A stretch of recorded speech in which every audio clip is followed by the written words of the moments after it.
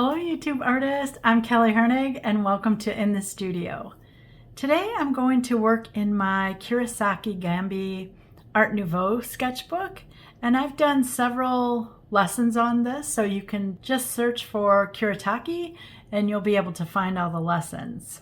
This is the palette, this is the Art Nouveau palette, and I've got three colors in mind that I'm going to use, which is beige, Mars yellow, and green gray. I'm trying to use combinations that I normally wouldn't use in this sketchbook just to get me used to playing with these paints and to see how they mix with one another.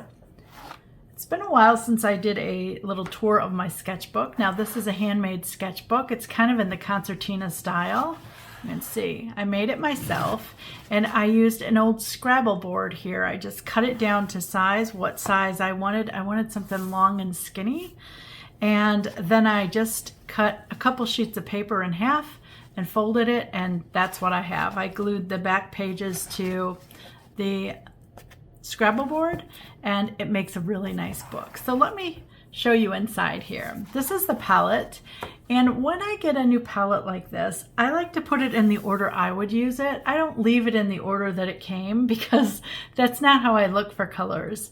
I usually look for more neutral colors, and then I look for greens as greens. Blues I barely use, so they're always at the bottom because I just don't usually care about them.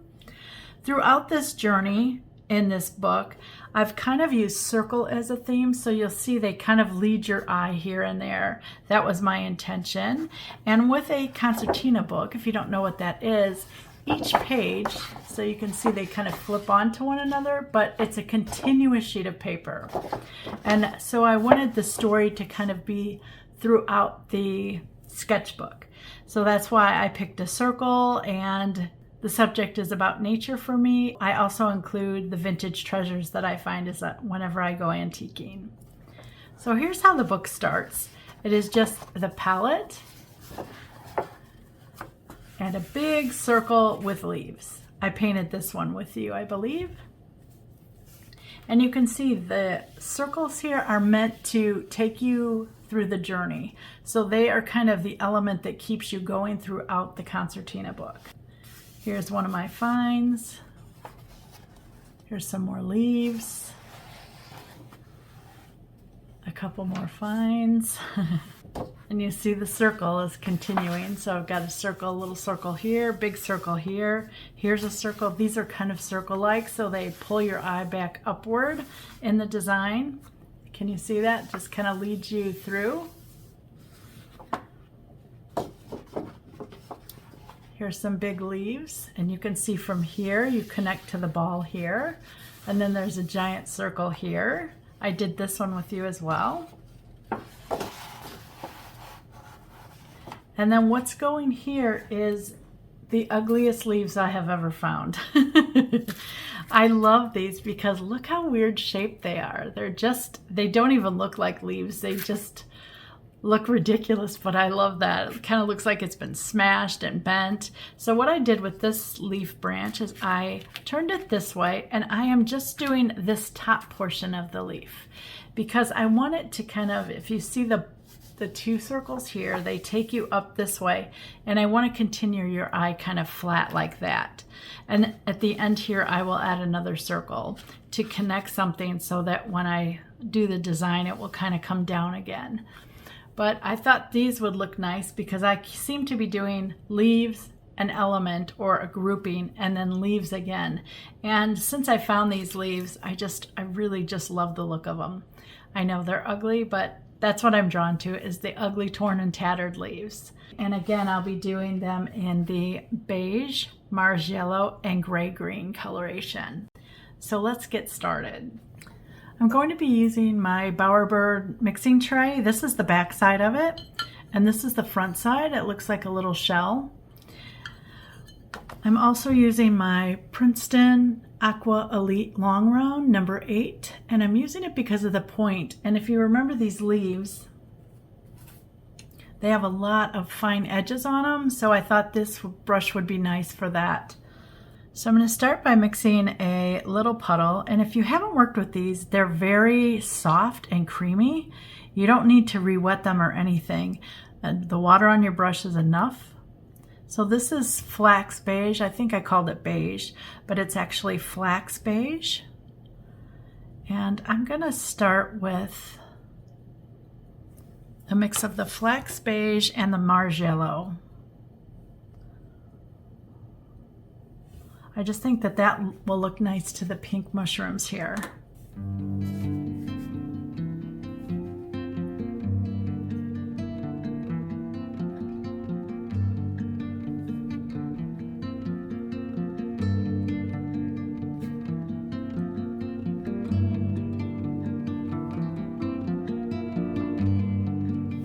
This little branch right here, it reminds me of a little hand. It just cracks me up.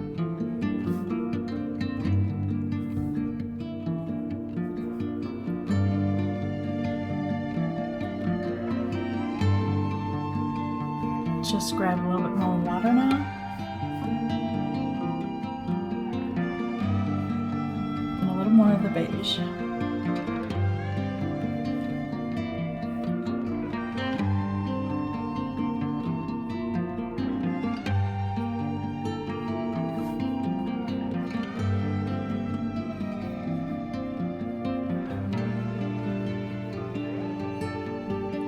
On this side now, I'm just gonna go with the pure Mars yellow.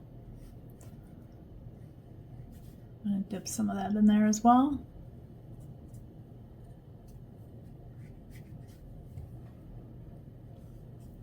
I like how bold that is. It's kind of like a nice orange, actually, this Mars yellow. I've never used a Mars yellow before.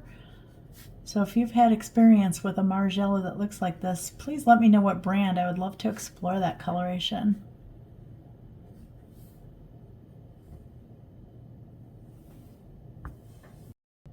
I'm paying attention. I don't want that to dry too far, so I'm going to splash. When I splash, I dip 3 fingers up to the knuckle, and then I kind of hold them and just flick them. So I'm kind of flicking down like that. And I am working on some kind of cotton paper, and it doesn't give me a lot of watermarks like my Fabriano studio paper.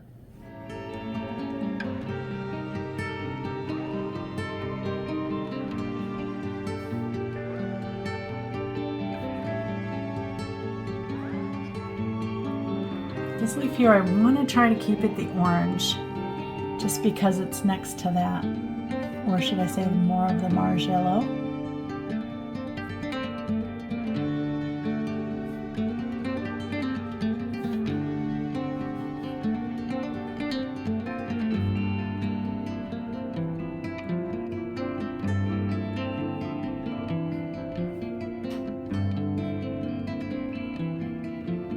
Add a little more of that flax beige.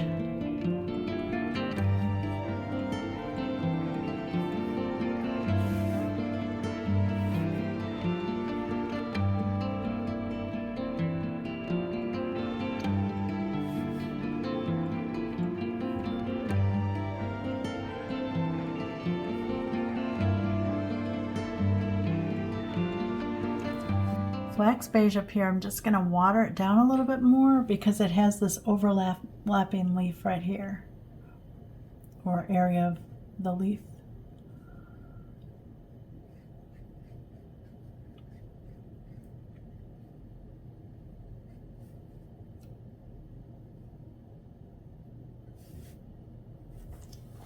Splash.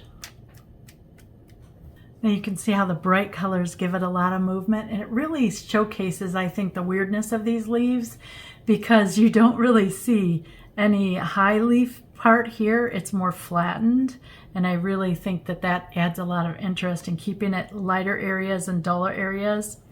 I think that adds a lot to the composition, especially next to these kind of dull mushrooms here. Then you've got this nice vibrant leaf, and I like that a lot.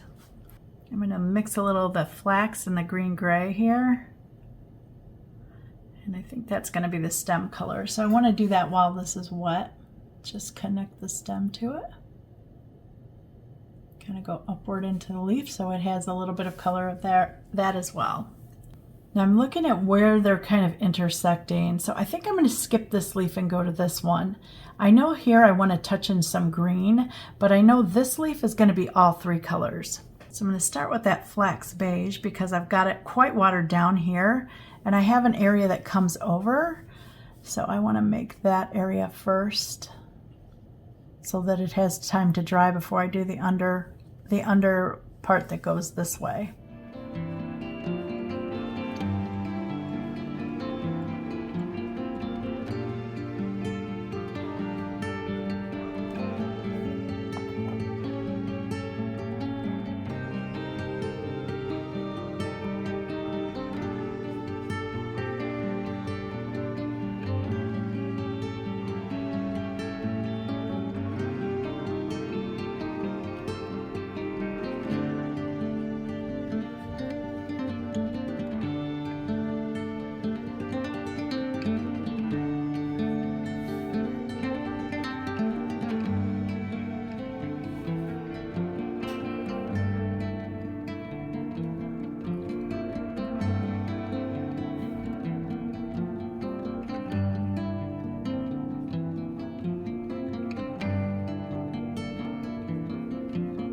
Because I don't want to go up into this arm yet because that is still wet, what I'm doing is my brush just has water on it. I'm just going to soften that little edge right there. Blot on paper towel and soften it again. That way when I pick it up to do the next color, I don't have a hard edge. If I would let my watercolor dry, I can always come back and wet it a little bit, but by doing this, it gets it a little softer and it's easier for me to pick up and add more color later. Gonna splash that. Okay, for this orange here, I want to start adding a little bit of green-gray up there. So I'm going to just start another puddle here with the Mars yellow. Just touch into the green-gray. Kind of mix the two. There, that's a nice color.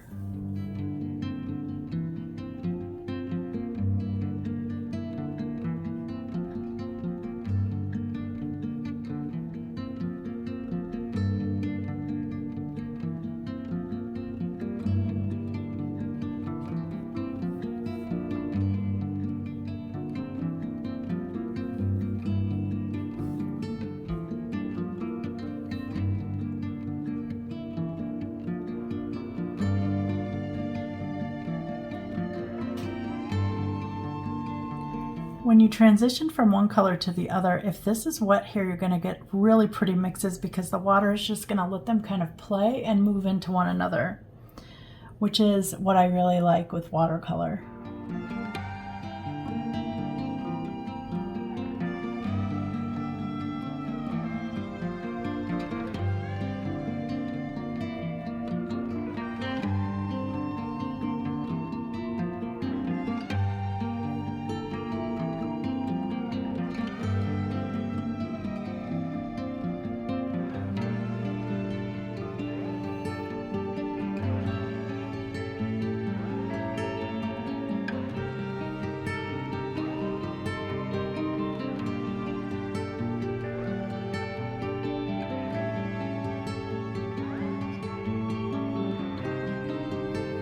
Look how pretty all those colors look. This is why I try to pick three colors that I normally wouldn't put together. Like this green gray and this Mars yellow, I probably wouldn't ever put those two together, but they're making such beautiful mixes that it makes me try my paints, and that's why I like giving myself the challenge of the mixing colors that I normally don't play with. Okay, that one's fairly dry, so I'm gonna go and pick that up. Now I'm gonna try to work on those parts of the leaves here. And I'm gonna add a mix of that flax beige and the gray green, and let's see what kind of color we get there, because I think I want that dark green up here as well so that it carries it over that way.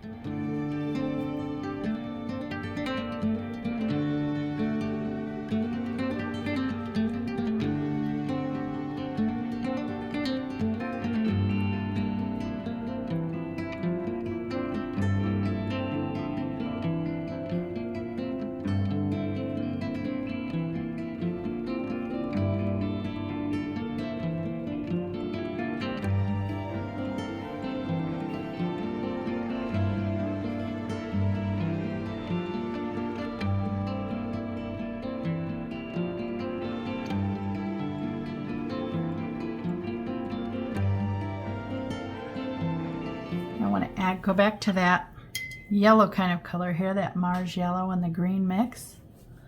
Let's play with that now.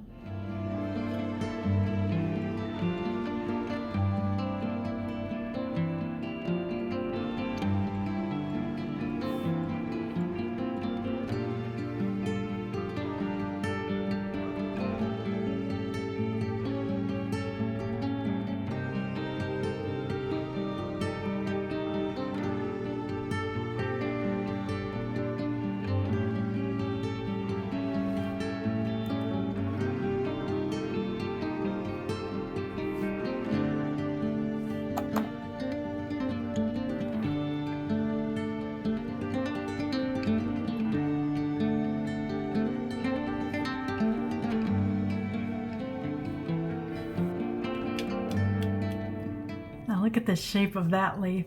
Isn't that wild? And you see what I did here. So by putting the light on top of the dark, it really showcases that one part of the leaf is on the other part there. So I just really like the way that that opens itself up to it. All right, we have this leaf here in the middle, and I want to start with the green gray. We have it by itself down here, but I want to make sure that we get another little area of that. And I might put it right next to over here so that we have a nice dark part of the leaf here.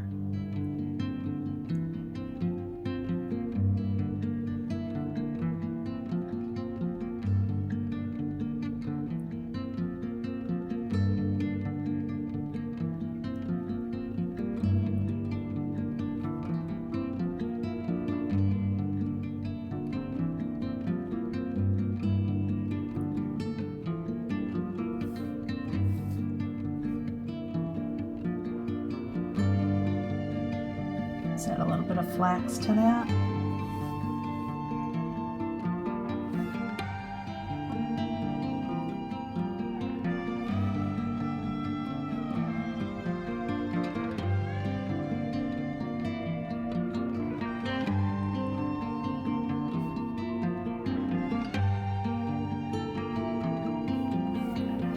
Splash that. I'm loving that coloration.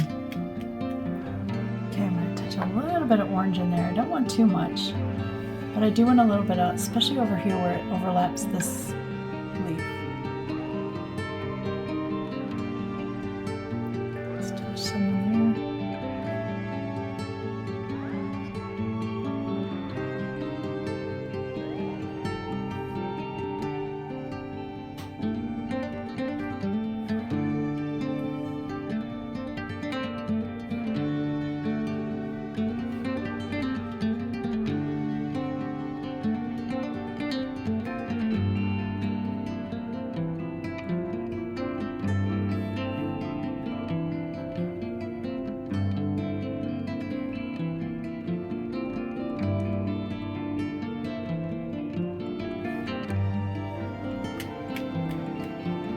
Okay, for the branch, I'm going to add that green gray and the Mars yellow, and let's see what kind of color we get here. I want kind of a brownish, so maybe a little more gray, green gray here.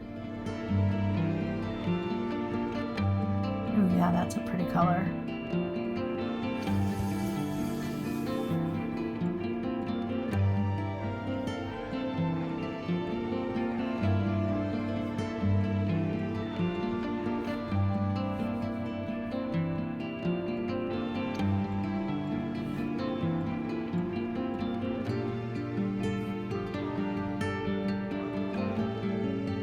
I'm going to pick up some flax beige now, just by itself. Really kind of watery.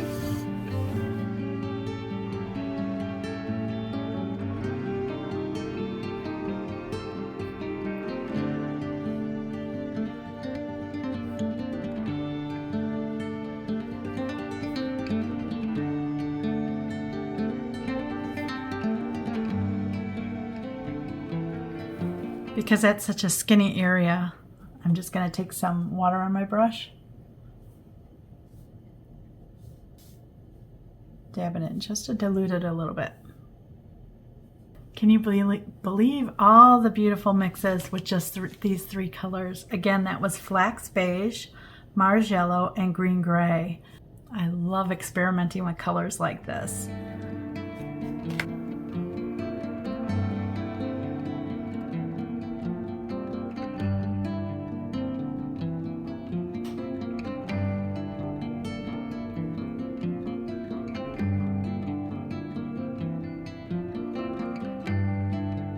So much fun. And look how nice it looks next to the mushrooms here. So this is why I try to pick a smaller element and then a larger element like the leaves, because it gives this a little more intimate area to look at, where this is more an area that covers space. And you can see that with all of the leaves. Like this is intimate here, but then this leaf section takes up, you know, almost 2 pages. Again, it creates different areas of looking. This focuses you on a little bunch of little things, where this kind of looks like one element that's just elongated, and you're trying to figure out, okay, what am I actually looking at? And when you discover that they're leaves, you're like, oh, okay. And it gives you such a different feeling than this over here. I hope you enjoyed watching the leaves come to life with just 3 colors. If you were inspired by today's video, please like, comment, or subscribe. Thanks so much for watching.